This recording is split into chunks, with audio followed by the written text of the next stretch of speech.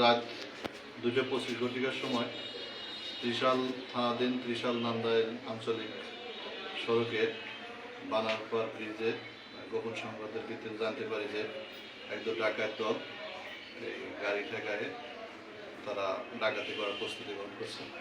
উক্ত সংবাদের প্রেক্ষিতে আমি আমার সঙ্গে অফিসার অপর সহ উক্ত ঘটনাস্থলে পৌঁছাইলে ডাকাত দল পুলিশের উপস্থিতি টের পেয়ে তারা দ্রুত পালানোর সময় আমরা বালিপাড়া রেলওয়ের কাছে তাদের ব্যারিকেড দিয়ে তাদেরকে গ্রেপ্তার করে তাদেরকে একটি ডাকাতের প্রস্তুতির গাড়ি ডাকাতির কাজে ব্যবহৃত একটি পিকআপ গাড়ি এবং 7 জন ডাকাতকে হাতে নাতে ধৃত করি।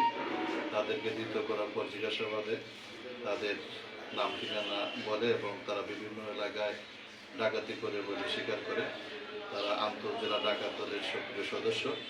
তাদের তল্লাশি করে তাদের নিকট থেকে একটি পিকআপ, ধারালো দা, ডাকাতির কাজে ব্যবহৃত রশি সহ গ্রেপ্তার করা হয়।